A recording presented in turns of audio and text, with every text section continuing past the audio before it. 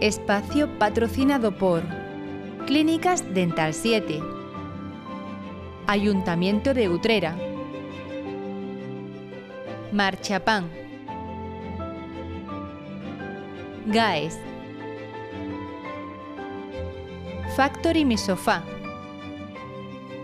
Caja Rural de Utrera. Del Congreso, bajo el título de Dimensión Pastoral y Social. Para ello nos acompañan hoy en la mesa 4 personas que responden a 4 tendencias, 4 trayectorias y 4 participaciones distintas en el mundo de las hermandades y la piedad popular, y espero que del contraste y de la suma de las distintas aportaciones y de las distintas experiencias de cada uno, pues consigamos llegar a una visión más global y más integradora de lo que se pretende. Por enunciarlos en principio, nos acompañan don Santiago Padilla Díaz de la Serna, a mi derecha, presidente de la Hermandad Matriz de Almonte, que disertará sobre las reflexiones sobre la dimensión pastoral y social de las hermandades. En el mismo orden en el que van a participar, en el extremo izquierdo, a mi izquierda, en el extremo de mi izquierda de la mesa, está el reverendo don José Jaime Brosel Gavilá, rector de la Iglesia Española de Nuestra Señora de Montserrat, en Roma, que hablará sobre la dinámica evangelizadora de la piedad popular. En el tercer orden, a mi izquierda, está la doctora doña Milagrosa Romero Samper, de la Universidad San Pablo CEU, que disertará sobre el reformismo ilustrado ante la dimensión pastoral y social de las cofradías. Y, por último, en el extremo de mi derecha, está doña Natalia Peiro Pérez, secretaria general de Cáritas Española, que hablará sobre la evolución de la dimensión social de la Iglesia.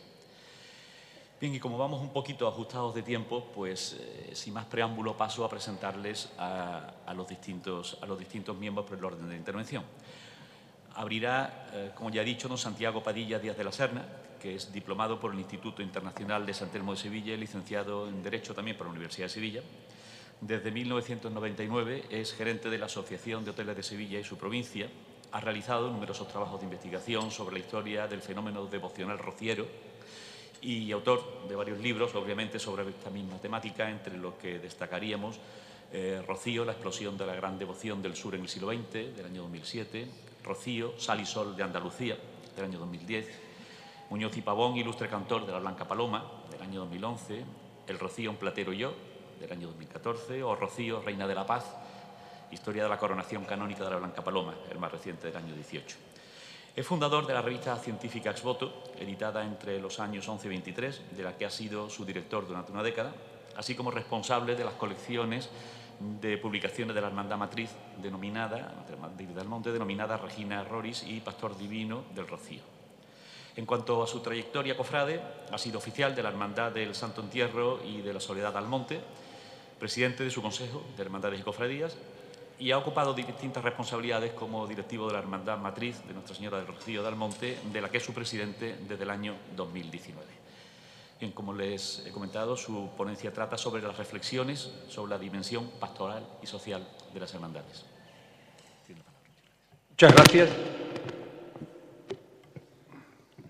Agradezco la invitación que se me ha hecho para participar en este congreso, segundo Congreso Internacional de Hermandades y Piedad Popular, un motivo de satisfacción estar hoy en este lugar. Yo voy a intentar, en la medida de lo posible, aterrizar un poco el tema a la práctica, que es la que yo conozco, y hacer alguna referencia a la historia, que creo que puede ser también que pueden ser datos de interés para todas las hermandades que estáis aquí convocadas. Quiero partir de una reflexión del reverendo don Rosendo Álvarez Gastón, que fue párroco de Almonte entre 1972 y 1977. Él fue pionero en los estudios de religiosidad popular, cuando esto empezaba a dársele un estudio sistemático, y en su introducción de una obra que publicó en 1976 que lleva por título La religión del pueblo, nos decía: la religiosidad popular es un problema pastoral en la Iglesia que ha vuelto a la actualidad. estamos hablando de 1976, habían pasado 10 años de la clausura del Concilio Vaticano II. Es asunto complejo y difícil al que se están dando enfoques muy diversos y para cuya solución se aportan puntos de vista muy dispares.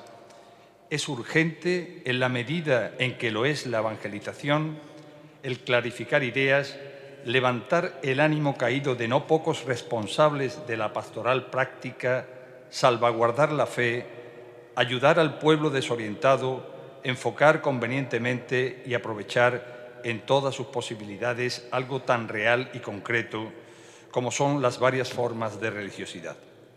Este debe ser el punto de partida de nuestra reflexión. La religiosidad popular es algo que está ahí entre nosotros, que perdura a pesar de todo. Es una parcela de la Iglesia renovada, de la Iglesia posconciliar, del pueblo de Dios que camina. Como ustedes saben, y me imagino que habrá sido objeto del tratamiento por otras ponencias, el Concilio Vaticano II no se detuvo mucho en este asunto. Pero es verdad que en él, de manera colateral, se produjeron una serie de documentos que, por un lado, renovaron la liturgia de la Iglesia. Imagínense el rocío sin esa liturgia renovada, que dio un papel más preponderante a los laicos y que también hizo una renovación importante de la mariología. Estos tres aspectos, como digo, son aspectos esenciales, van a ser esenciales para que devociones populares como las nuestras, como lo es el Rocío, como es la Semana Santa, pues tuvieran un acomodo a partir de esas fechas. No me voy a detener en los documentos pontificios, los documentos que a partir de esa fecha van a empezar a abordar este tema de una manera sistemática. Él terminaba esas palabras iniciales diciendo: es uno de los sectores más atacados, insisto, estamos hablando de 1976, y que ha salido más perjudicado en estos tiempos de renovación y puesta al día. Ha sido sin duda la cenicienta de la renovación teológica, litúrgica y pastoral. Cuando se hace balance de los 10 años de la clausura del Vaticano II, de los frutos obtenidos, será interesante reflexionar sobre el tratamiento que se ha dado a la religiosidad popular. La religiosidad popular merece nuestra atención ahora que tantos valores están en crisis. Pero yo creo que seríamos injustos si no analizáramos que, evidentemente, con anterioridad, en momentos puntuales, no de forma sistemática, la jerarquía se había ocupado de la religiosidad popular. Y me refiero en particular al Rocío, en el que habría que citar al menos 3 hitos significativos. Uno sería la coronación canónica de la Virgen del Rocío en 1919. Le decía al señor cardenal hace un momento que la Inmaculada Grande de la Catedral de Sevilla, que preside este estrado, su corona sirvió para inspirar la corona de la Virgen del Rocío en 1919. El canónigo Muñoz y Pavón, el bendito canónigo Muñoz y Pavón, se inspiró en esta corona para hacer su presea. Bueno, pues es un momento clarísimo, una llamada de atención de la jerarquía a los presbíteros, a la Iglesia, esa coronación en 1919, que tuvo un segundo hito importante en 1920 con la concesión del título de pontificia a la Hermandad Matriz del Monte. Todo esto se gestó aquí en Sevilla, porque entonces no existía la diócesis de Huelva. El cardenal don Enrique Almaraz y Santo, castellano-leonés, un hombre austero que entendió el significado del Rocío en época tan temprana. Después vino el cardenal Segura y Sanz, que tuvo también alguna atención pastoral para el Rocío, en particular sus cartas de 1944, cartas pastorales de 1944 y de 1948, cartas en las que tiraba un poquito de las orejas, como era propio del cardenal Segura y Sanz, o las reglas de la Hermandad Matriz de 1949. Pero sin ninguna duda, donde hay una atención sistemática de la religiosidad popular en el Rocío es a partir de la creación de la diócesis de Huelva en 1953 y la llegada de don Pedro Cantero Cuadrado, su primer obispo, que al poco de llegar descubre que la perla pastoral de la nueva diócesis es la Virgen del Rocío y va a poner sus mejores afanes, sus capacidades, sus influencias para crear las bases que iban a permitir la explosión del Rocío a partir de los años 70, de los años 80. Por tanto, insisto, hay, como no podía ser de otra manera, atención y ocupación, quizás más puntual, de la jerarquía hacia el Rocío con anterioridad. Si miramos un poco la evolución de los números del Rocío, de los números más significativos del Rocío, a partir de estas fechas, tendríamos que decir que cuando se cierra el Concilio Vaticano II, en 1965 había 33 hermandades filiales, todas ellas localizadas en el histórico triángulo de las provincias de Huelva, Sevilla y Cádiz, con una excepción. En 1960 se había fundado la Hermandad del Rocío en Madrid. 10 años después del Concilio Vaticano II, consecuencia del Concilio Vaticano II y de los impulsos que se habían dado anteriormente, especialmente por don Pedro Cantero Cuadrado, vemos que hemos pasado de 33 a 46 hermandades filiales, todas ellas localizadas en el histórico triángulo, con dos excepciones, Lucena de Córdoba y Barcelona. El Rocío muestra una proyección de carácter nacional a través de la inmigración andaluza. Aquí hay representantes que he saludado esta mañana de la FECAT. A través de la inmigración andaluza va a echar raíces en otros puntos de España, particularmente en Cataluña, en un movimiento híbrido, civil, religioso, pero que es un foco de devoción importante a la Virgen del Rocío. Allí se va a hacer una romería con varios cientos de miles de peregrinos. El año pasado cumplía 50 años. Andando el tiempo, ya finales de los años 80, han pasado 20 años del concilio, 1985, el Rocío alcanza un número estimable de 65 hermandades. Se habían fundado hermandades en 5 de las 8 capitales de Andalucía. El Rocío es referencia de la devoción a la Virgen María en Andalucía. Así lo dijo el cardenal Amigo cuando recibió al Papa en el aeropuerto de Sevilla en 1982. Rocío es el nombre que los labios andaluces han aprendido para invocar a la Virgen María. Solo faltaba la fundación de una hermandad en Almería que se produjo en 1986. Hay 2 hitos importantísimos a finales del siglo XX, la clausura de los congresos mariano y mariológico en el Rocío, una puesta de largo del apoyo de la jerarquía eclesiástica al Rocío. Esos congresos se habían celebrado en Huelva con motivo del 5º centenario del descubrimiento de América y la clausura se hizo allí frente al santuario del Rocío.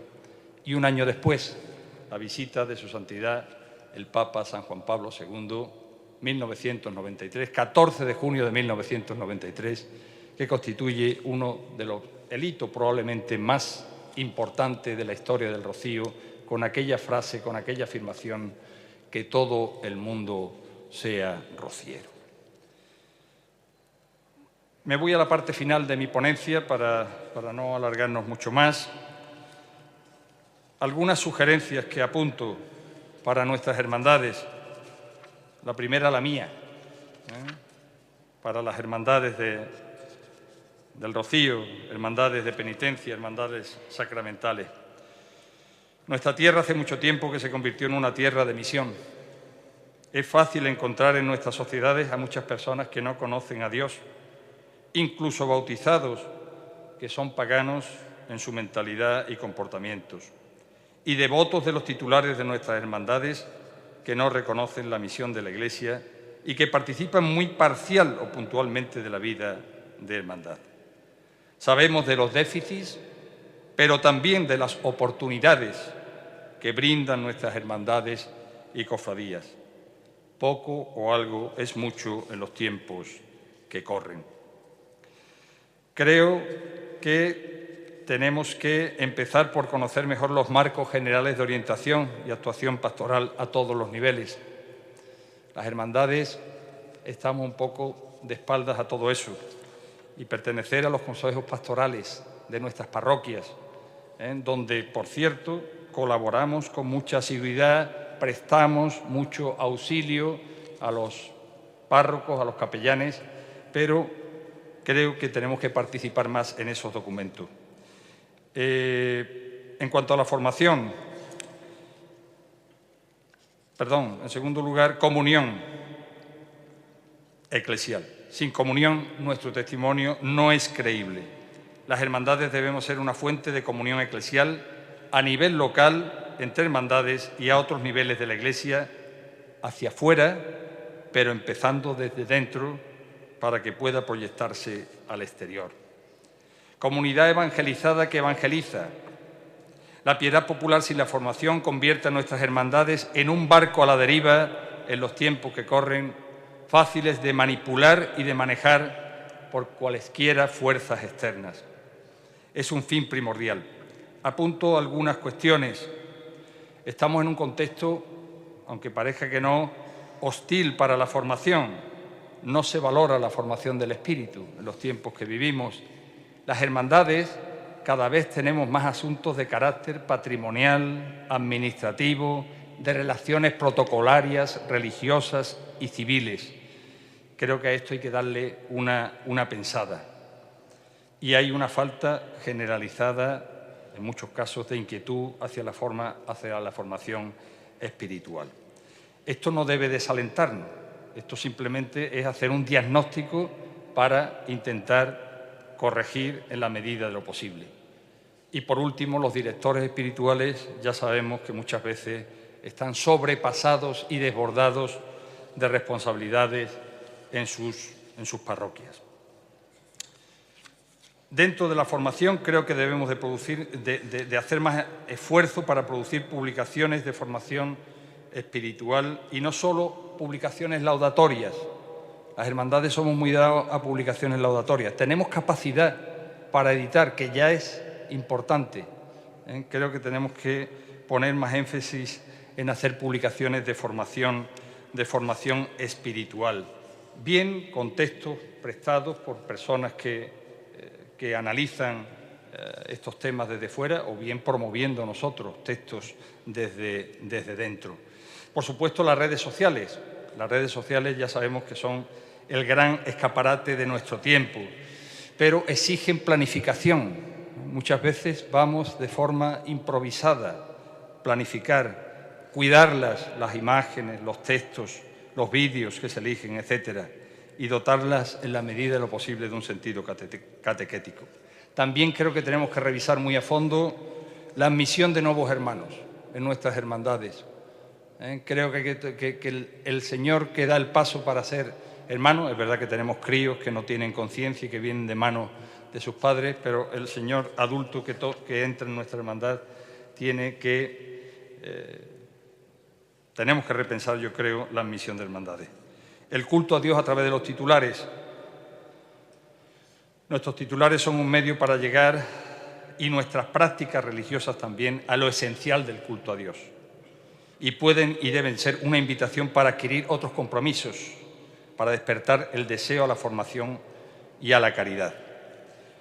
Orientación correcta y ordenada de las celebraciones, hacer las celebraciones de culto lo más participadas posibles. Muchas veces también vamos un poco atropellados en estas cuestiones. cuidar los gestos y los ritos en los momentos y lugares señalados y cuidado con la banalización de los lugares de culto.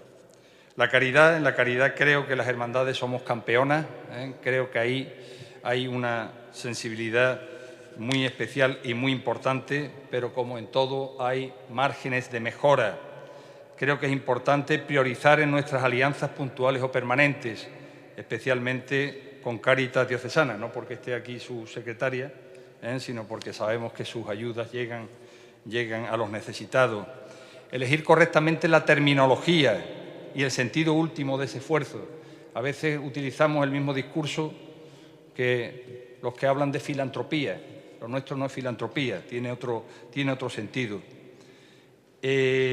También es importante y es más difícil que entregar el donativo, buscar fórmulas en las que demos la caña de pescar a esas personas que habitualmente y reiteradamente buscan el auxilio de la hermandad, porque no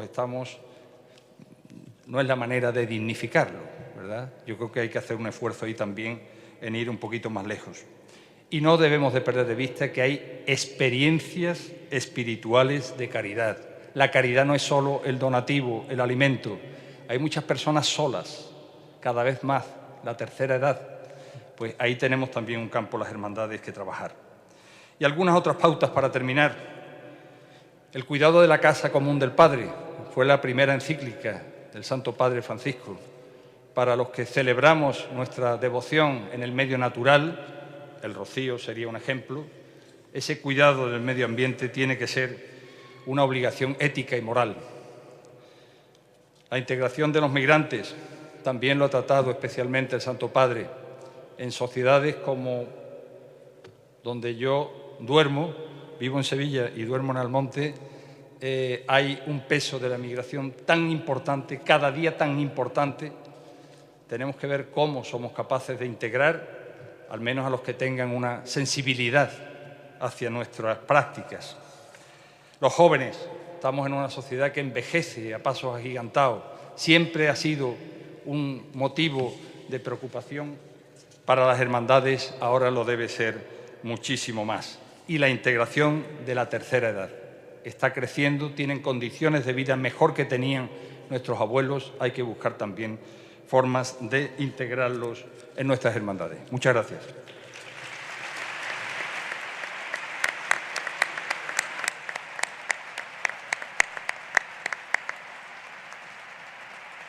Pues muchas gracias y sobre todo por tu capacidad sintética, por el tiempo un poco nos come. Seguimos, le doy paso al reverendo don José Jaime Brosel Gavilá, sacerdote de la Archidiócesis de Valencia, canónigo de la Basílica Papal de Santa María la Mayor y rector de la Iglesia Nacional Española en Roma, así como de su anexo centro de estudios. Es doctor en Teología, especialidad catequética por la Universidad Pontificia Salesiana de Roma, con su tesis La muerte y resurrección de Cristo en la religiosidad popular valentina, análisis y aproximación catequética. Fue presidente de la Comisión Diocesana de Catequesis en Valencia. En 2008 pasó al servicio de la Santa Sede como encargado del sector turismo, peregrinaciones y santuarios del Pontificio Consejo para la Pastoral de los Emigrantes e Itinerantes, organizando el segundo Congreso Mundial de Pastoral de Peregrinaciones y Santuarios en Santiago de Compostela en el año 2010 y el séptimo Congreso Mundial de Pastoral del Turismo en Cancún, México, en 2012. Entre 2017 y 2022 fue relator de la Congregación de la Causa de los Santos. Autor de numerosas publicaciones y ponente en numerosos congresos internacionales en torno a esta temática de la religiosidad y la piedad popular en sus diversas facetas y manifestaciones. Ha sido miembro del equipo asesor del proyecto editorial Paso a Paso para la formación de hermandades y cofradías. Y ya sin más, le doy paso con su ponencia La dinámica evangelizadora de la piedad popular. Muchas gracias. Un cordial saludo a todos y mi agradecimiento por la invitación a todos los que han organizado este congreso en la persona del señor arzobispo de Sevilla y sobre todo por la magnífica, no solo la invitación, sino la magnífica organización de este interesante encuentro. Me corresponde hablar sobre esa relación entre piedad popular y evangelización. Tres notas breves para comenzar. La primera, que hago mías ya las nociones básicas que otros ponentes han expuesto a lo largo de estos días, que lógicamente como mesa redonda me corresponde también plantear cuestiones prácticas y que los ejemplos o las indicaciones que yo pueda en esta mañana compartir no siempre servirán para todos. Lo que yo pueda decir, algunos ya lo tendrán realizado o para otros una dificultad no será tal. Sobre todo iniciar destacando esa importancia de unir evangelización y piedad popular. Ya lo comentaba ayer el doctor Gali, cómo en la época de los años 60, 70, existió en numerosos ámbitos un desprecio práctico o incluso un rechazo a todas las cuestiones relacionadas con la piedad popular y su fin se preveía cercano. Hoy podemos constatar cuán equivocados estaban. Además de toda esa reflexión que apuntaba ayer el doctor Gali, que llegaba desde América, también en Europa hubo otros elementos que nos ayudaron a la recuperación, no solo la cuestión numérica, el crecimiento que se fue experimentando, la experiencia que nos llegaba desde Europa del Este, la Iglesia del Silencio, quienes no pudiendo celebrar públicamente la fe habían mantenido viva la llama gracias a las prácticas privadas que en casa realizaban, y luego también una reacción eclesial, porque la reflexión fue acogida en los ámbitos universitarios, singularmente en Andalucía, con unas lecturas no completas, por no decir erróneas, de la vivencia que estábamos teniendo. Este resurgir ha planteado a la Iglesia numerosos desafíos y ha abierto nuevos horizontes a la acción popular. El crecimiento no siempre ha ido acompañado de una profundización y una maduración en las motivaciones religiosas originantes. Ha habido en las últimas décadas unas llamadas por parte del magisterio, ya hemos escuchado títulos.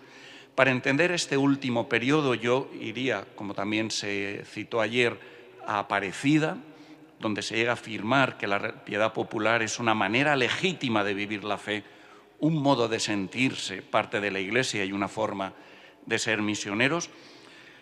Una intervención que el cardenal Bergoglio tiene poco tiempo después en la plenaria de la Comisión para América Latina, una intervención suya, un escrito del año 2008, un año después, que tiene el título de Religiosidad Popular como inculturación en la fe, donde habla de los grandes valores que tiene la piedad popular, y ya la homilía del Papa Francisco en mayo del 2013, con ocasión de la Jornada de Cofradías y Piedad Popular en el contexto del Año de la Fe. Lógicamente, la exhortación apostólica Evangelii Gaudium, donde se destaca que las expresiones de la piedad popular tienen mucho que enseñarnos y para quien sabe leerlas son un lugar teológico al que debemos prestar atención. ¿Cuál puede ser la actitud pastoral ante la piedad popular?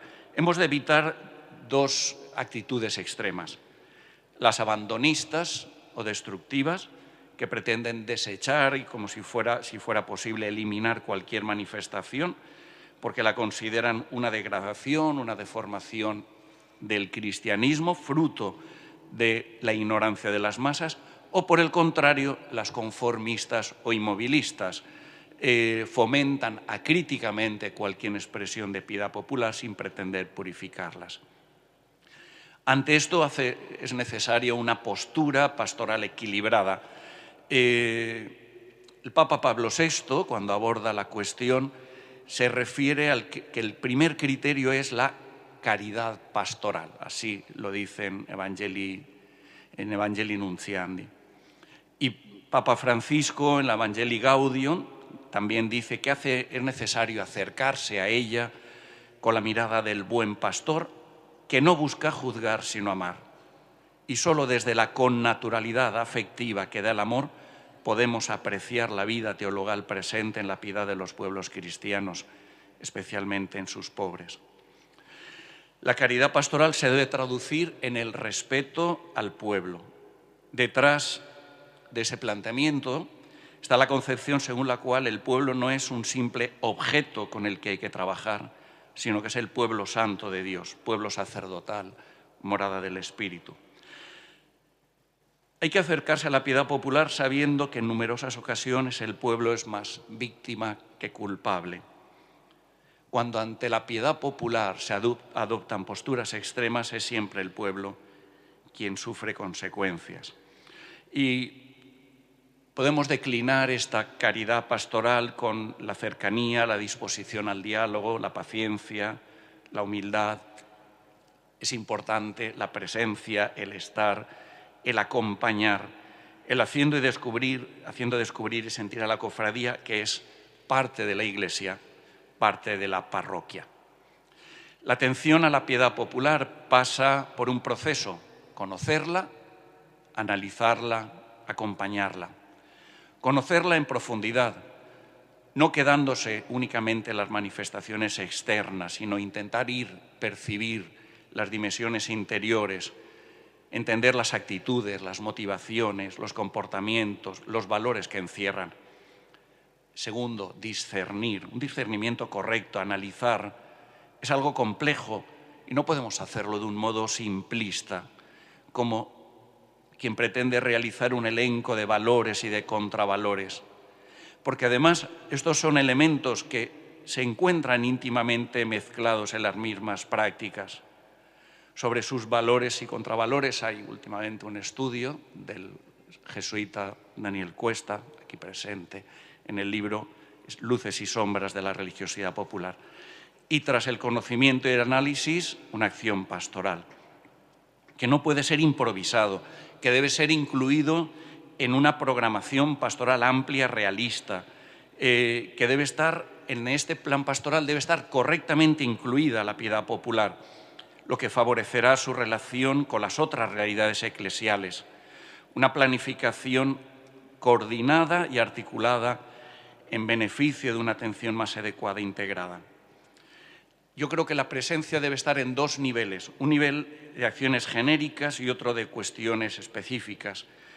En el primero estarían todo lo que de un modo colateral favorezca la evangelización de la piedad popular, es decir, gestos de acogida, el cuidado de la homilía, que debe adquirir un talante profundamente misionero, dignificar las celebraciones litúrgicas, favoreciendo la armonización entre piedad popular y liturgia. Y en segundo lugar, ineludible en esta inclusión en un plan pastoral, una relación entre catequesis y piedad popular. Es algo en lo que yo me voy a detener en este momento. La evangelización de la piedad popular no se resuelve básicamente con recetas, sino con criterios adecuados y compartidos. Es importante una unidad de criterios a nivel diocesano, al menos en los aspectos fundamentales. En esta relación entre evangelización, piedad popular o catequesis y religiosidad popular, hay tres ámbitos que son complementarios. Primero, evangelizar la piedad popular. Segundo, la piedad popular en el ámbito de la catequesis, diría de la catequesis parroquial. Y tercera, evangelizar desde la piedad popular. Cuando nos acercamos al ámbito de la piedad popular, lo primero que vemos es lo externo: procesiones, hábitos, imágenes, flores, inciensos, y el riesgo de quedarnos simplemente con lo ritual, lo externo. Y por ello hay que descubrir que todo esto encierra unas actitudes internas, lo que Pablo VI invitaba cuando afirmaba saber percibir sus dimensiones interiores. Yo considero interesante la definición que hace el documento de Puebla, cuando define la religiosidad popular, en primer lugar, como el conjunto de hondas creencias selladas por Dios. En segundo lugar, las actitudes básicas que de esas convicciones derivan. Y en tercer lugar, y solo en tercer lugar, las expresiones que la manifiestan. Es decir, da la vuelta a lo que sería una definición más común entre nosotros. Hay una cuestión importante y es la dificultad de verbalizar lo que uno cree. Y a veces nos acercamos a esa visión simplista desde lo que percibimos. Yo recuerdo haciendo la tesis un trabajo de campo que me tocó realizar. Una señora había abandonado su pueblo, estaba en otro lugar y regresó el Viernes Santo al Vía Crucis de su parroquia de origen. Yo le empecé a hacer preguntas.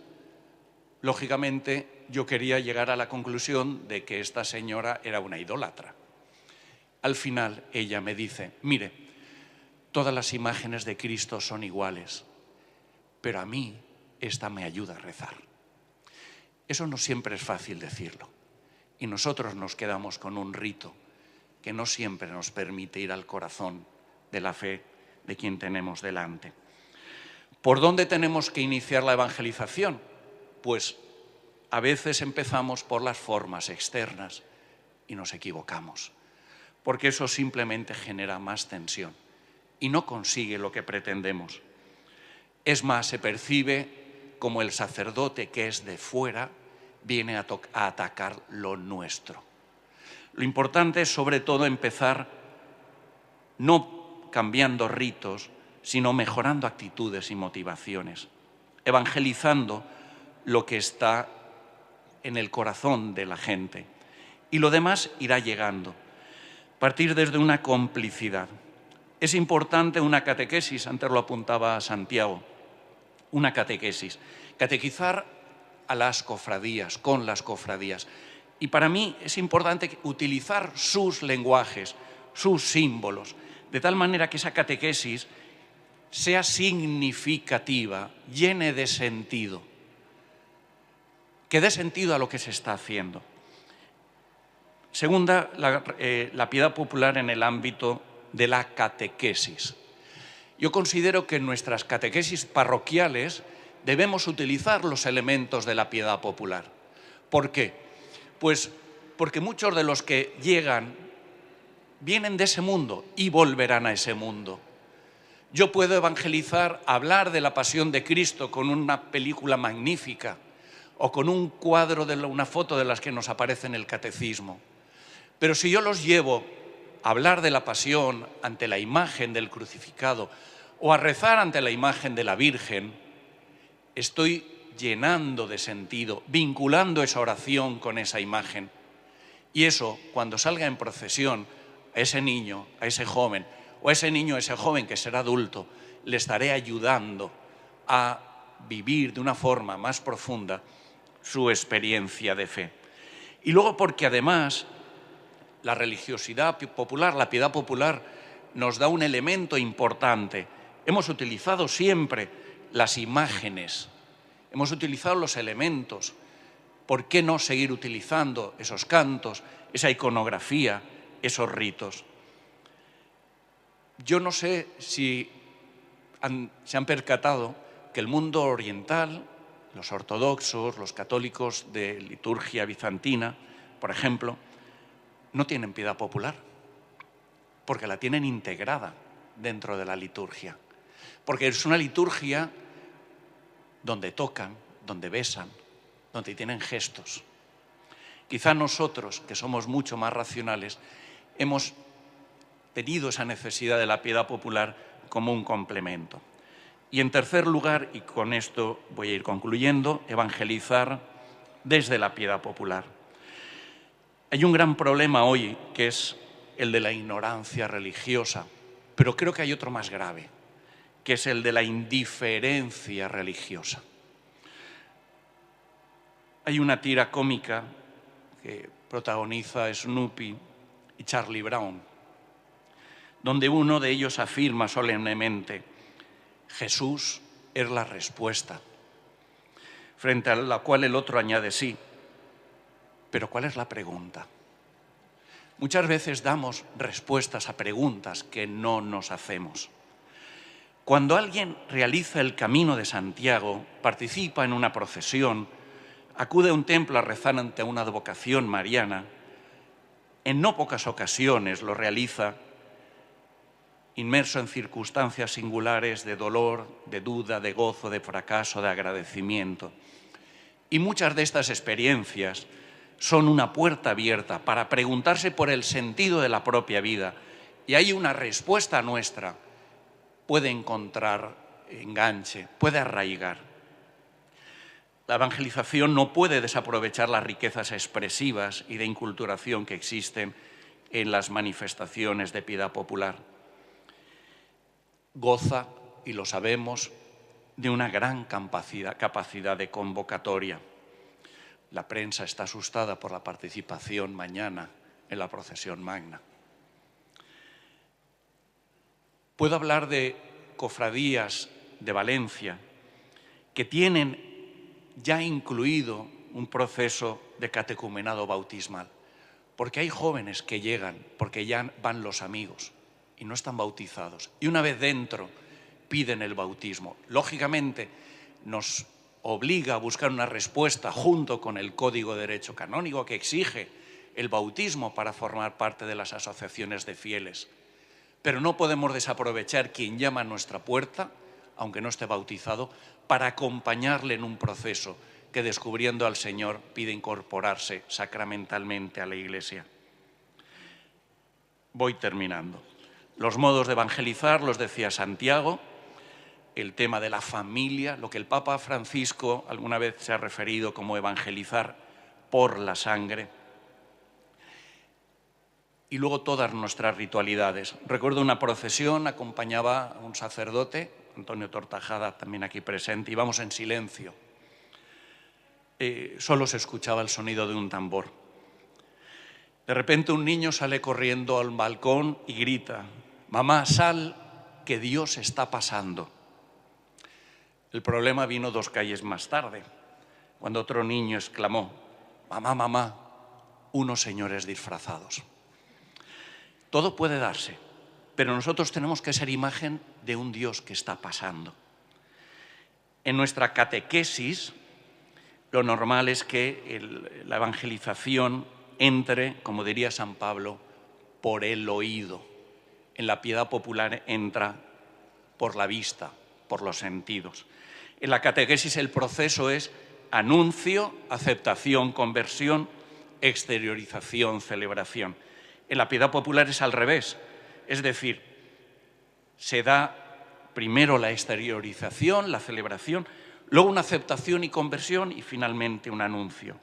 Partimos de lo que el pueblo expresa y celebra para ayudarle a descubrir el sentido y desde ahí anunciar la buena noticia. Y todo esto con la vista puesta en lo que el Concilio Vaticano II, en el decreto Presbyterorum Ordinis, proclamaba: de poco servirán las ceremonias, por hermosas que sean, o las asociaciones, aunque florecientes, si no se ordenan a formar a los hombres para que consigan la madurez cristiana. Muchas gracias.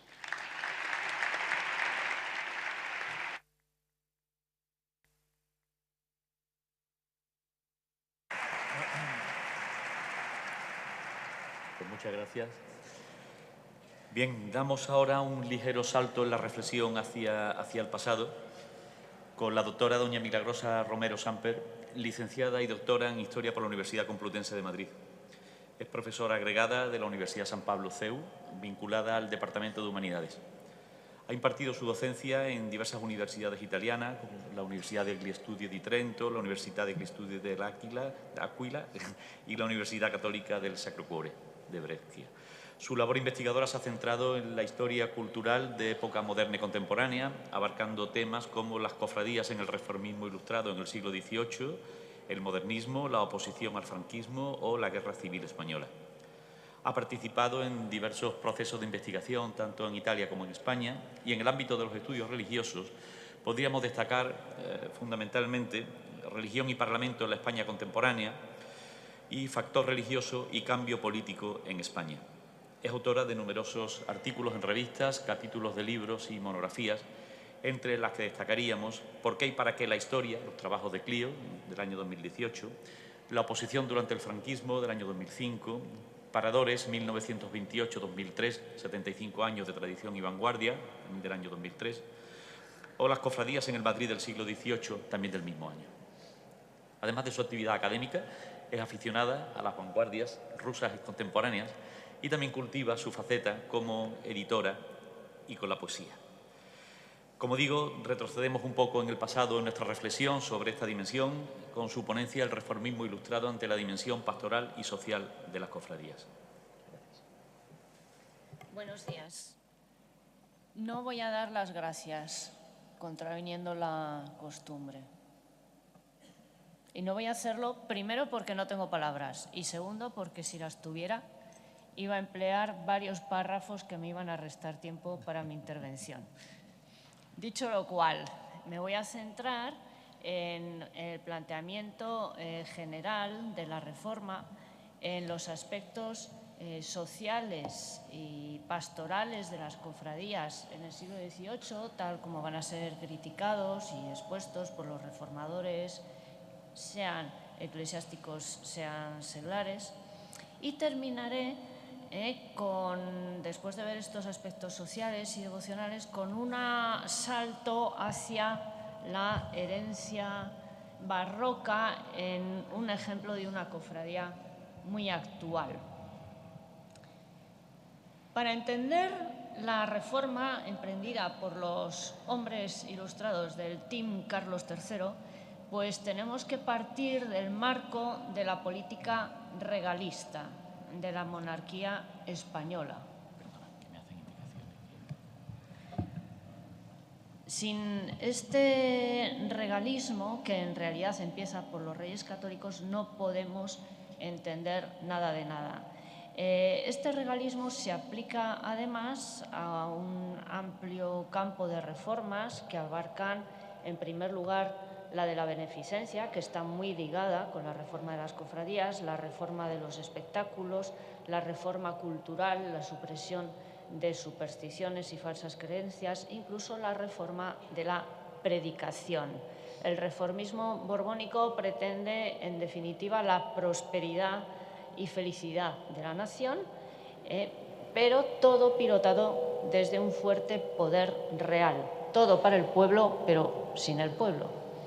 A este propósito, y teniendo en cuenta las intervenciones ayer de mis ilustres predecesores, los reverendos Martínez Rojas y Lavarga, yo me cuestiono si estas reformas ilustradas, en el fondo, no coinciden con los planteamientos críticos y depuradores de la misma Iglesia, y si el regalismo permite de esta manera unas reformas que quizá de otra forma no habrían sido abordadas. ¿Qué argumentos esgrimen estos Aranda, Campomanes y compañía para reformar las cofradías? Pues de tipo político, son cuerpos que se oponen a la unidad de la nación. De tipo económico, sus dispendios causan la ruina especialmente de las familias de los hermanos mayores y mayordomos, y además disminuyen el número de días de trabajo. Y de tipo cultural y religioso. ¿Cuál es la dinámica de la reforma? La vimos también ayer. Empieza en realidad todo con un expediente de una cofradía de frailes en Madrid en 1763 que se oponen con uñas y dientes a la reforma. Madrid siempre se va a oponer con uñas y dientes a la reforma, como tiene el poder muy encima, se lo puede permitir, ¿no? Ponerse chulito a ver qué pasa en las calles, montamos un motincito modelo Esquilache y ahí se para todo. Y lo típico de la reforma, que arranca ya con las quejas del obispo de Ciudad Rodrigo, es que, primero, los obispos se quejan. Segundo, el Consejo de Castilla agarra la ocasión por los pelos para intervenir y toman las riendas. Y tercero, incluso consultando a los obispos. Y tercero, los obispos se resisten porque ellos han tirado la piedra, pero la piedra se les queda fuera.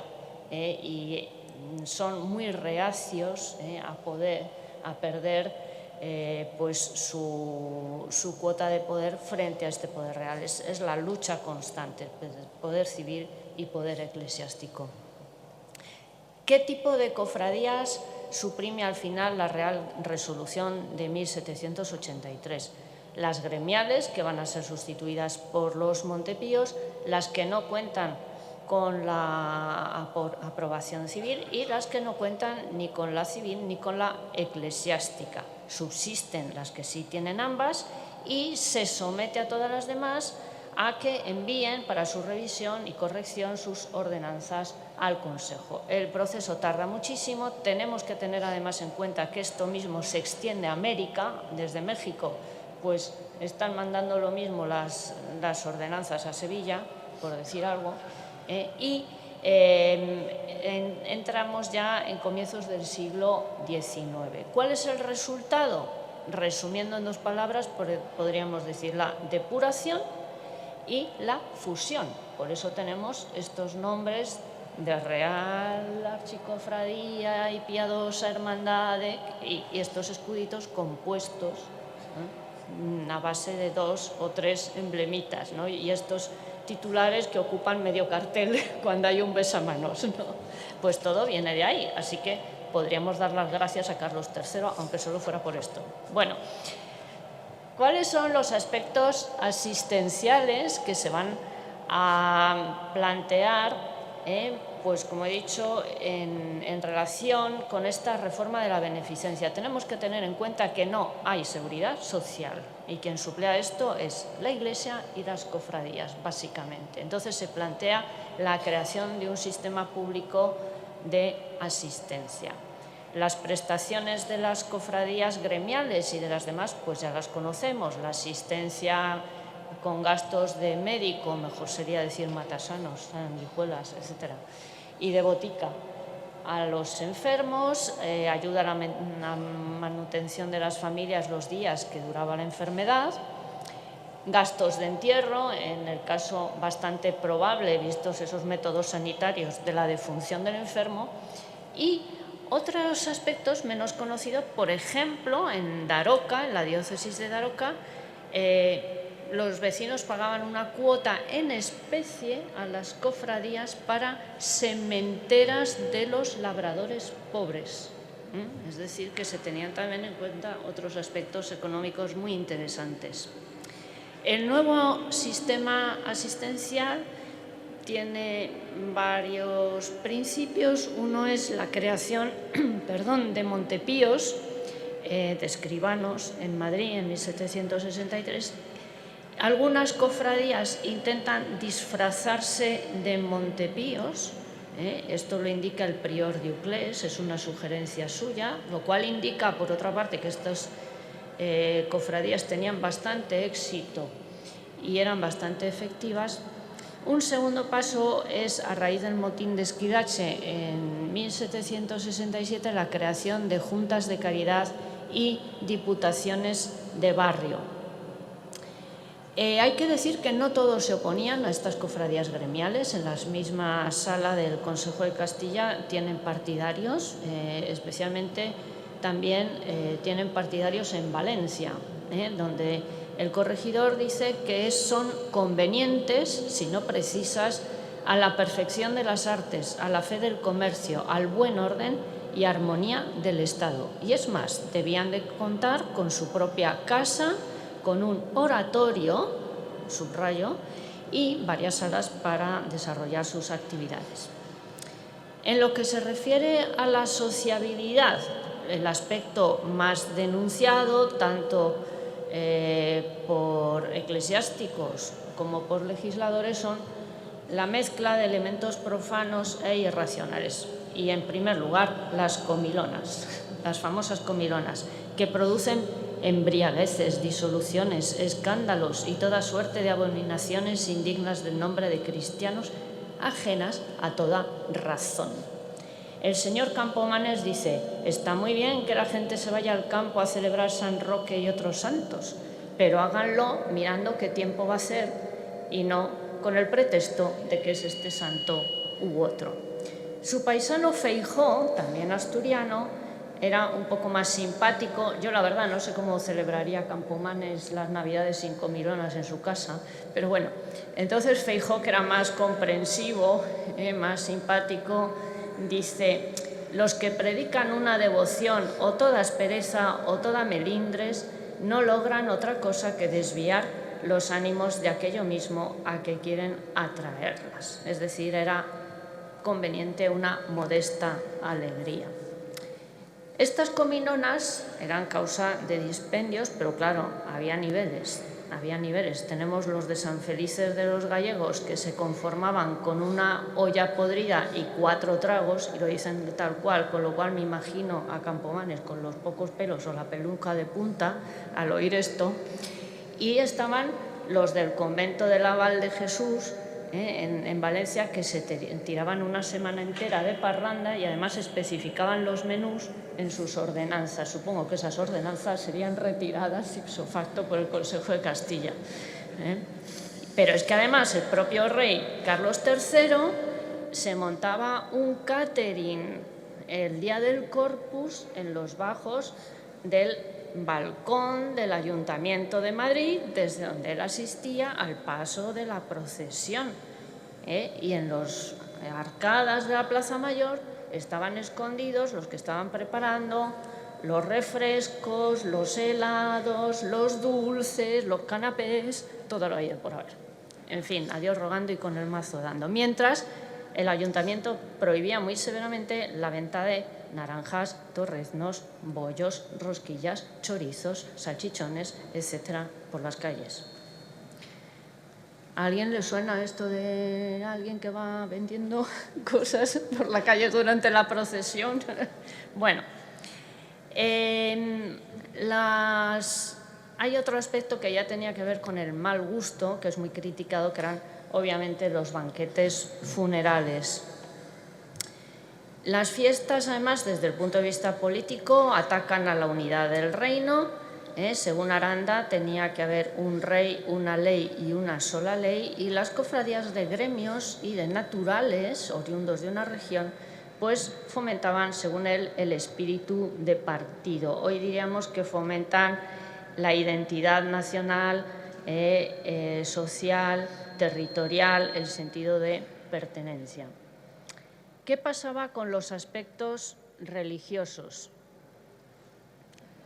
No voy a hablar más de la oposición entre piedad popular o piedad barroca, porque afortunadamente esto ha cambiado mucho. La conferencia del profesor Ayit ha sido muy iluminadora al respecto, pero los ilustrados no lo entendían, ni los ilustrados ni todos los demás.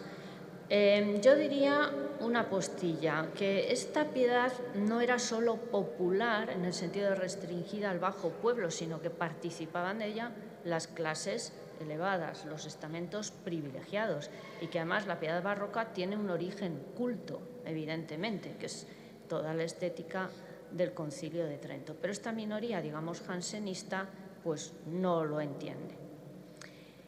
¿Cuáles son esos elementos profanos que se infiltran en las funciones religiosas, objeto de crítica también de los eclesiásticos?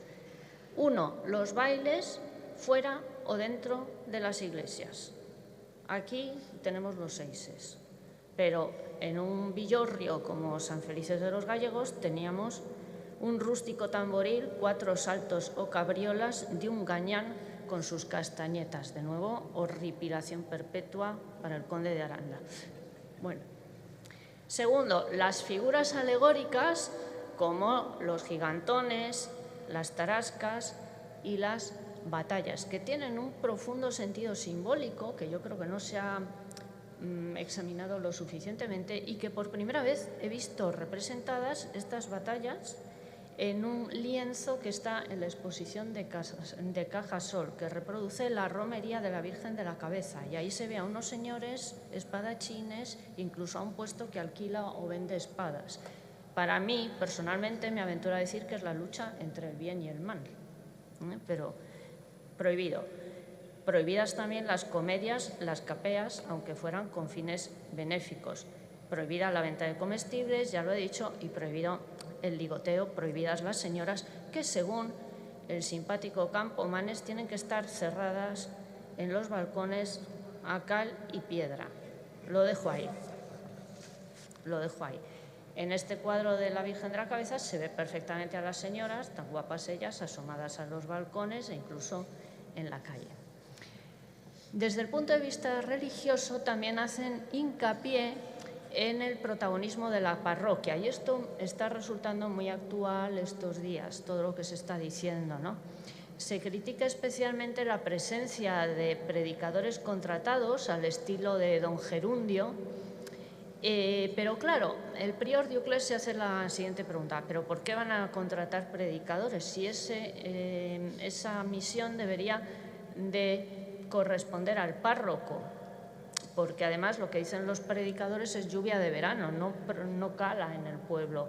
¿Por qué? Dicen, los párrocos serán los que se deberían de ocupar de adoctrinar a su pueblo. Es decir, está haciendo una crítica encubierta a la falta de preparación de muchos sacerdotes a la desatención de sus deberes, porque había una deficitaria formación, en parte debida a que no se han implantado todavía los seminarios estipulados por el Concilio de Trento. No ha llegado a extenderse la creación de seminarios.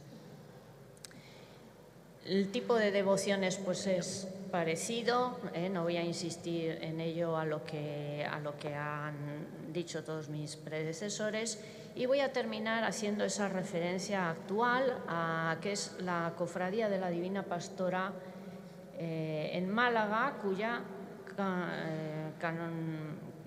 coronación canónica se efectuó el 5 de octubre pasado. Plaza de Capuchinos. Todo el barrio asiste a la procesión triunfante de la Divina Pastora de vuelta de la catedral tras su coronación canónica. Todas las casas exhiben colgaduras y todas las tiendas y locales, incluso los chinos, permanecen abiertos y se suman al festejo. Hacen negocio, prohibido, pero se cubren también de carteles y fotos de la Virgen, de su Virgen, y se sienten más del barrio que nunca. La banda de música calla, se pide silencio y entre nubes de incienso empiezan a oírse guitarras, violines y castañuelas y un canto rústico y pastoril. A cierta distancia se vislumbran un par de estandartes, unos brazos con castañuelas, los danzantes bailan acompasadamente y con devoción ante la Virgen, un baile pastoril. A simple vista podría considerarse la supervivencia de estas formas de piedad como una reminiscencia folclórica, pero la presencia de nuevas formas de devoción y pastoral y nuevas formas de ejercer la caridad implican que hay algo más. Cualquiera que asista a una procesión o a otra manifestación importante de una hermandad se ve inmerso en el espíritu de fiesta. Para el filósofo coreano Byung-Chul Han, es expresión la fiesta de un tiempo detenido, ajeno al afán cotidiano del trabajo y dedicado a lo sagrado. Esa es la función del sábat. En los días festivos se funda una comunidad entre los hombres, hace que los hombres participen de lo divino. Una vida que se agota en el trabajo y la producción representa una atrofia absoluta. La fiesta también es una comunidad, como ya se ha dicho en estos días, que viene rota por el miedo, el temor constante, amenazas de distinto tipo, sanitarias, bélicas, catástrofes naturales, como en Valencia. Este miedo aísla al individuo y le priva de esperanza y, por tanto, de capacidad de acción. Volvemos a citar al filósofo coreano, esta vez en su tratado sobre la esperanza. Esperar significa también propagar esperanza, transmitir la llama, avivar la llama para que prenda en derredor.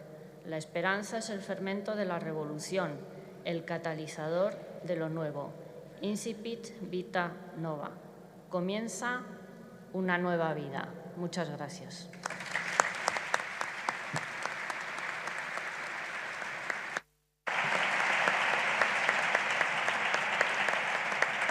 Muchas gracias, Milagrosa, por tu ponencia. Bien, y ya pasamos a la última de las ponencias de esta mesa, doña Natalia Peiro Pérez, licenciada en Ciencias Políticas y de la Administración por la Universidad Complutense de Madrid. Completó su formación académica con 2 másteres en Marketing Digital y Comercio Electrónico en la Escuela de Negocios de la Universidad Autónoma de Barcelona y el otro en Cooperación Internacional y Gestión de Proyectos de la Fundación Ortega y Gasset así como un posgrado en Liderazgo e Innovación Social en Organizaciones No Gubernamentales en ESADE Business and Leadership. Es directora ejecutiva de la Fundación FOESA, Fomento de Estudios Sociales y de Sociología Aplicada. Desde 2002 está vinculada laboralmente a Cáritas Española a través de diversos puestos ocupados en la estructura de la misma. Fue secretaria de dirección entre 2002 y 2005, técnico de cooperación internacional para los países de Europa Central y del Este entre 2005 y 2007, directora del área de cooperación internacional entre 2007 y 2015, directora del área de comunicación, sensibilización e incidencias entre 2015 y 2017, para finalmente ser secretaria general desde el año 2017. También ha desempeñado su trabajo fuera de España, primero como técnico de la Fundación Centro de Estudios Comerciales del Ministerio de Economía y Hacienda y la Cámara Oficial de Comercio e Industria de Madrid. Después como asistente en la Dirección General de Energía y Transporte de la Comisión Europea en Bruselas en el año 2000 y finalmente como experta de Cáritas Española en los foros de trabajo de la Red Internacional de Cáritas, en el Comité Representativo de Cáritas Internacional y el Comité Ejecutivo de Cáritas Europa. Y bien, ya te dejo tu palabra con tu ponencia, la evolución de la dimensión social de la Iglesia. Muchas gracias. Muchas gracias, Joaquín. Para mí es un honor y un privilegio estar aquí compartiendo estos días y ha sido una suerte también poder adentrarme un poco más en el mundo de las hermandades, de la piedad popular y de las cofradías. Y también pues, un privilegio y una suerte que Cáritas pueda estar hoy de alguna manera en esta mesa redonda. Bueno, pues tratando de ver cuáles son las enseñanzas que el pueblo puede dar a la Iglesia Universal a través de estas cofradías y cómo podemos resaltar y destacar la importancia de todas estas experiencias eclesiales en la dimensión social y caritativa. Estoy un poco agobiada porque ya estamos robando el tiempo a las hermanas, a la Eucaristía, así que voy a intentar ser muy breve porque hemos escuchado ya muchísimas cosas y quería resaltar 3 retos en esta evolución de la vida de la Iglesia y en estos momentos. Yo creo que los retos o las tendencias de cambio que estamos viviendo todos desde los diferentes espacios eclesiales serían para mí la sinodalidad, la diversidad y la solidaridad interna y externa y lo hemos escuchado a lo largo de esta mañana. Sinodalidad para ser capaces de llevar a cabo esa nueva evangelización caminando juntos como pueblo de Dios, saliendo al encuentro del otro y encontrándonos también en ese camino. La diversidad, que cuando pensaba en las hermandades y en las cofradías, pues tienen que ver con esas maneras diferentes de encontrar a Dios a través del arte, de la cultura, de la belleza y de esa espiritualidad que se vive también en las familias y en los pueblos. Y la solidaridad, para que podamos ser capaces de facilitar que ese encuentro personal con Dios nos lleve no a una espiritualidad sentimental y personal y oculta, sino nos dé ese impulso para salir al encuentro, para servir a los demás y para mostrar esa caridad que es también la que nos lleva a ese Dios. Bueno, estos 3 retos se deben, como siempre, ¿no?, a esa continua evolución y a esos cambios significativos que se producen en nuestra sociedad. Y yo creo que abordarlos desde todos nuestros espacios es esencial para comprender y poder vivir nuestra fe en esa plena dimensión social. La piedad popular debe ser un medio, y yo creo que puede serlo, de integración y de compromiso social. En estas tradiciones y expresiones de fe encontramos a Jesús de Nazaret, lo contemplamos en los diferentes misterios de su vida, encontramos a su madre y estamos llamados a fomentar ese encuentro personal con ellos. Pero todo encuentro con ellos, como decía, nos remite necesariamente a los demás, a aquellos que nos rodean y en particular a aquellos que más sufren. Es crucial saber cómo desde las hermandades, desde Cáritas, desde todos estos espacios que se encuentran en las parroquias y en todos los ámbitos de la Iglesia, podemos ayudarnos y dirigirnos inexorablemente hacia los preferidos del Evangelio. Las personas más vulnerables, los pobres, los abandonados de nuestro mundo, que si no encuentran en nosotros esa acogida, pues cada acto de devoción, cada celebración religiosa no tendría ese sentido integral que lleva a la caridad. Ese ser testigos del amor y ese sabernos amados primero, que se transforma, como decían esta mañana en la ponencia, en una locura de amor que tiene ese carácter expansivo hacia los demás. La piedad popular debe ser un espacio de acogida de estos últimos y más vulnerables. Ha hablado antes Santiago también de cómo integrar a diferentes personas en nuestras comunidades parroquiales, en nuestras hermandades, en nuestras cofradías, para construir de verdad una iglesia verdaderamente inclusiva y solidaria.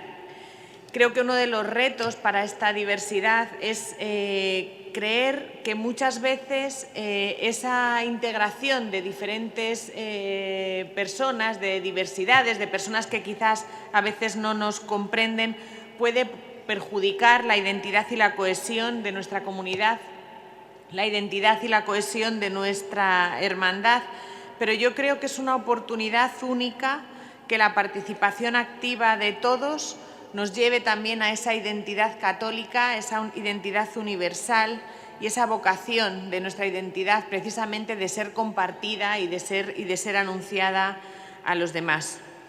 Además de ser un espacio de acogida, las hermandades deben ser un espacio único de comunidad, ¿no? de promover esa amistad social, de promover esas verdaderas comunidades cristianas en nuestro tiempo. Aprovechando la piedad popular como punto de encuentro, tiene que revitalizar la vida eclesial desde las tres dimensiones, la celebrativa, la catequética, como han hablado también, y yo me toca decir la dimensión caritativa de nuestra vida eclesial.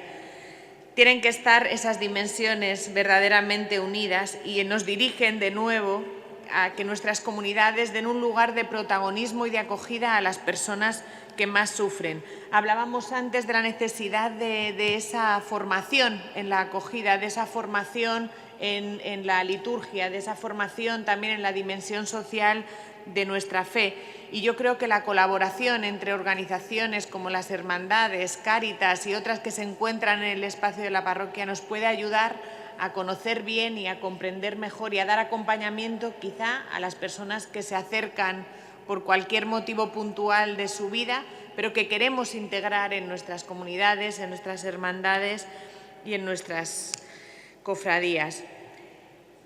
La Iglesia es rica en diversidad de carismas y en formas de vivir la espiritualidad. Y yo creo que dar ese protagonismo en muchos de nuestros espacios a los pobres, a las mujeres, a los jóvenes, a los migrantes dentro de nuestras comunidades nos hará más fuertes y nos enseñará a fomentar ese diálogo, esa escucha y esa participación. En el mundo de hoy, la piedad popular enfrenta nuevos desafíos y también nuevas oportunidades. Hablabais de esa indiferencia que puede existir hacia la vida interior, hacia la espiritualidad, hacia el crecimiento en la fe y esa posibilidad de dejar que esa relación con la espiritualidad dentro de las cofradías sea superficial. Sin embargo, yo creo que las expresiones de piedad popular para el resto de la Iglesia, que pueden parecer que están muy arraigadas solamente en lo tradicional o en lo local, tienen una sorprendente capacidad para resonar en personas de diferentes culturas, en personas mucho más ajenas a nuestra Iglesia, y aunque estén profundamente enraizadas en la historia y en lo local, son también símbolos universales de fe y de solidaridad. Y yo creo que esa apertura que nos pueden dar las expresiones de piedad popular contribuirán también a esa evangelización a la que estamos llamados. ¿Qué podría destacar como cuestiones así más prácticas para terminar también en esa pretensión que tenemos, que es evangelizar y transformar el mundo en un mundo mejor, en el que todos tengan cabida?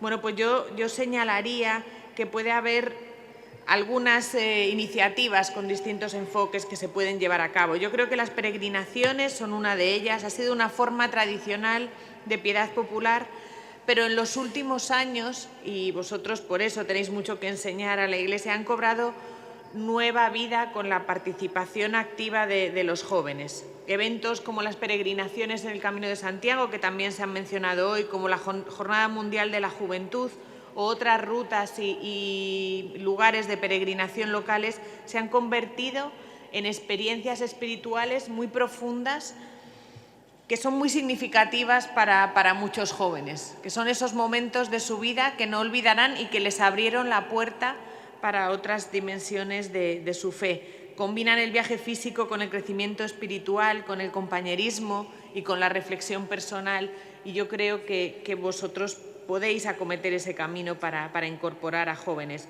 El voluntariado y la misión. El compromiso social y el voluntariado son formas también contemporáneas de piedad popular y son formas también contemporáneas que resuenan muchísimo en los jóvenes.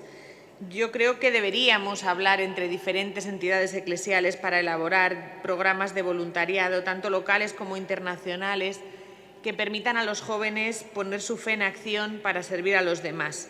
Proyectos de misión en comunidades desfavorecidas, hermandades con otras diócesis y con otros lugares del mundo, en el que puedan conocer diferentes iniciativas de apoyo a migrantes, a refugiados, programas de desarrollo comunitario en situaciones más vulnerables. Intercambios, internacionalización y colaboración con otros. Creo que valorar y reconocer esas formas de piedad popular nos pueden ayudar a todos los que estamos más fuera de esta expresión de la fe a fortalecer nuestra comunidad y a responder un poco al llamado también del Papa Francisco a ser una Iglesia en salida, abierta y acogedora para todos. Nos decía, no debemos dejar que nos roben la fuerza misionera de la piedad popular. Pues sigamos adelante con esa valentía y con esa creatividad, asegurándonos que la piedad popular continúa siendo una fuente de esperanza y de transformación para todos también los que estamos en la Iglesia. Se ha hablado esta mañana de la atención que hay que prestar a la entrada de nuevos hermanos y de nuevos miembros a las cofradías. Yo desconozco el proceder, ¿no?, para la entrada de esos nuevos miembros y de nuevos hermanos, pero estoy segura de que cabe la posibilidad de hacer otro tipo de colaboraciones, que no tengan que pasar por la membresía, pero sí que puedan fomentar esa apertura y ese diálogo entre diferentes entidades eclesiales.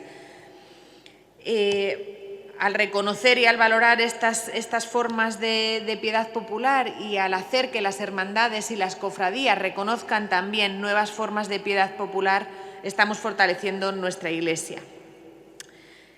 En resumen, yo quiero decir que creemos desde Cáritas firmemente en la capacidad transformadora de la piedad popular cuando se vive con autenticidad y se vincula estrechamente con la promoción social y con la solidaridad.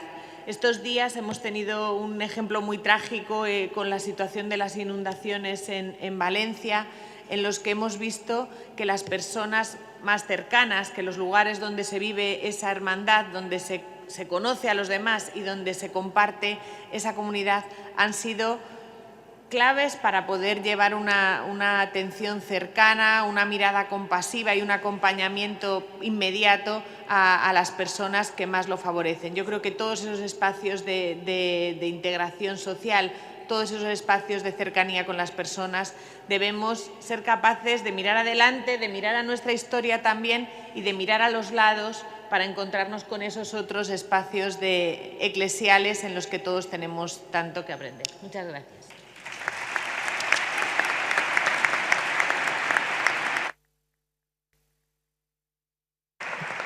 Pues muchas gracias por tu aportación y con esto damos por concluida la mesa redonda. Muchas gracias.